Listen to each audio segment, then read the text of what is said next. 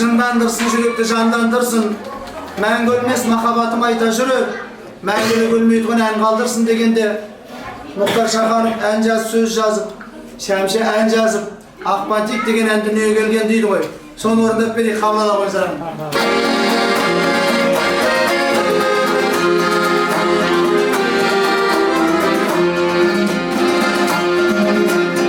Алауса қыз едің бір кезде,